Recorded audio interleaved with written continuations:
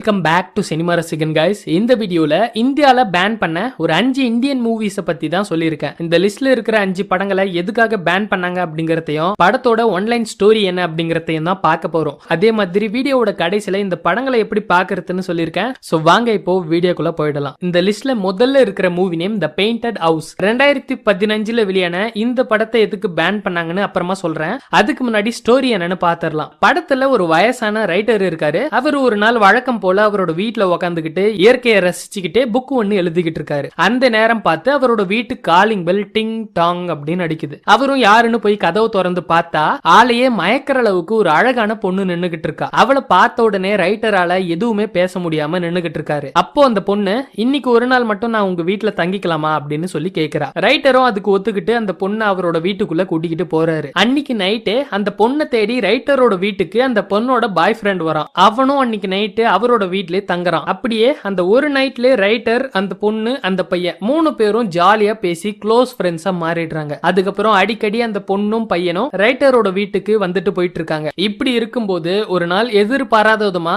கல்யாணமாகாத அந்த ரைட்டரும் அந்த பொண்ணும் சேர்ந்து தப்பு பண்ணிடுறாங்க. இந்த விஷயம் அந்த பொண்ணோட பாய் ஃப்ரெண்ட்க்கு தெரிஞ்ச உடனே ரைட்டரை போட்டு அடிச்சிடுறான். அதுக்கப்புறம் கதையில வரக்கூடிய திருப்பங்களை நீங்களே பாருங்க. இப்போ இந்த படத்தை எதுக்காக பேன் பண்ணாங்கன்னு பாத்தீங்கன்னா, இந்த படத்துல நடிச்ச கதாநாயகி இந்த படத்துல ஒரு நியூட் சீன் நடிச்சிருப்பாங்க. அந்த சீனை சென்சார் போர்டுல பார்த்துட்டு அந்த நியூட் சீனை மட்டும் பிளர் பண்ணிடுங்க, இல்லனா அந்த நியூட் சீனை கட் பண்ணி எடுக்க சொல்லி கேட்டிருக்காங்க. ஆனா படத்தோட டைரக்டர் அவங்க சொன்னதை கேட்காம அந்த ஒரு சீன் தாங்க இந்த படத்திலே ஹைலைட் ஆன சீன், அதுக்காக தான் நான் இந்த படத்தையே எடுத்தேன்னு சொல்லியிருக்காரு போல. அதை கேட்ட உடனே சென்சார் போர்டுல படத்தை ரிலீஸ் பண்ண முடியாத மாதிரி பேன் பண்ணிட்டாங்க. இந்த லிஸ்ட்ல ரெண்டாவதா இருக்கிற மூவி நேம் அன்ஃப்ரீடம். 2014ல வெளியான இந்த படத்தை சென்சார் போர்டுல பார்த்துட்டு நாங்க இந்த படத்தை சென்சாரே பண்ண மாட்டோம்னு சொல்லி குப்பையில தூக்கி போடுற மாதிரி போட்டிருக்காங்க.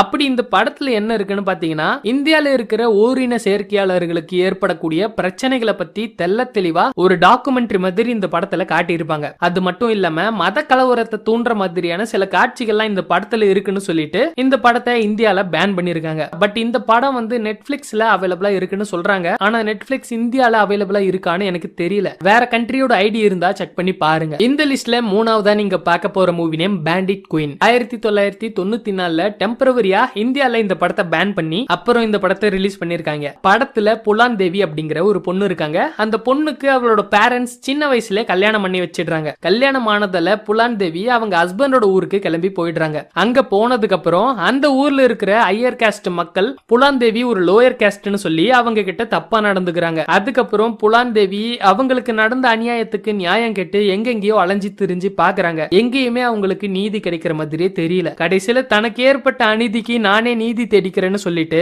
அவங்க கிட்ட தப்பா நடந்துகிட்ட ஒவ்வொருத்தரையும் தன் கையாலேயே சாவடிப்பாங்க. அதுதாங்க இந்த படத்தோட ஷார்ட் ஸ்டோரி. இந்த லிஸ்ட்ல நாலாவதா நீங்க பார்க்க போற movie name the pink mirror. 2004ல சென்சார் போர்டுல இந்த படத்தை பார்த்துட்டு ஹோமோசெக்சுவல் கண்டென்ட் அதிகமா இருக்கிறதாலையும் அது மட்டும் இல்லாம அஃபென்சிவான வல்கர் கண்டென்ட் நிறைய இருக்கிறதால இந்த படத்தை பேன் பண்ணிருக்காங்க. பட் இந்த படம் ஆன்லைன்ல அவைலபிளா தான் இருக்குன்னு சொல்றாங்க. ஸ்டோரி என்னன்னு பாத்தீங்கன்னா, படத்துல பேபோ ஷேபோன்னு 2 பசங்க இருப்பானுங்க. ஆனா அவங்க 2 பேரும் ஒரு கேவா இருப்பாங்க. அந்த 2 பசங்களை சுத்தி தாங்க இந்த படத்தோட ஸ்டோரியே நகரும். சோ தனியா இருக்கும்போது இந்த படத்தை பாருங்க. இந்த லிஸ்ட்ல 5ஆவதா நீங்க பார்க்க போற movie name Kamasutra a tale of love. 1994ல வெளியான இந்த படத்தை சென்சார் போர்டுல பார்த்தவங்க படத்துல நியூட் சீன் அதிகமா இருக்குன்னு சொல்லிட்டு படத்துக்கு தேவையான ஒரு 2 நிமிஷத்துக்கான நியூட் சீனை மட்டும் அலோவ் பண்ணி இந்த படத்தை ரிலீஸ் பண்ணிருக்காங்க. படத்தோட ஸ்டோரி பாத்தீங்கன்னா, படத்துல தாரா மாயான்னு 2 பொண்ணுங்க இருக்காங்க. அவங்க 2 பேரும் சின்ன வயசுல இருந்தே நல்ல ஃப்ரெண்ட்ஸா இருக்காங்க. அதுல மாயா வந்து ஒரு இளவரசியா இருக்கிறதால அவளோட வீட்ல ஒரு இளவரசனை பார்த்து அவளுக்கு கல்யாணம் பண்ணி வச்சு அனுப்பிடுறாங்க. கொஞ்ச நாள்ல தாராக்கும் மாயாக்கும் ஏற்பட்ட ஒரு தவறான புரிதல்னால அவங்க 2 பேரும் சண்டை போட்டு பிரிஞ்சிடுறாங்க. அதுக்கப்புறம் கதையில என்ன நடக்குது அப்படிங்கறத நீங்களே படம் பார்த்து தெரிஞ்சுக்கோங்க. அவ்வளவுதான் கைஸ் இந்த வீடியோ. இதே மாதிரி தடை செய்யப்பட்ட படங்களோட பார்ட் 2 வீடியோ உங்களுக்கு வேணுமா அப்படிங்கறத கமெண்ட்ல சொல்லுங்க. சோ வீடியோவோட கடைசியில இந்த படத்தை எப்படி பாக்குறதுன்னு சொல்றேன்னு சொல்லியிருந்தேன் இல்லையா, அது வந்து இந்த 5 படங்களோட லிங்கையும் டெலகிராம் சேனல்ல கொடுத்திருக்கேன். டெலகிராம் சேனலோட ஜாயினிங் லிங்க இந்த வீடியோவோட டிஸ்கிரிப்ஷன்ல கொடுத்திருக்கேன். ஜாயின் பண்ணி படங்களை பாருங்க. தேங்க்ஸ் ஃபார் வாட்சிங் கைஸ். Keep support me.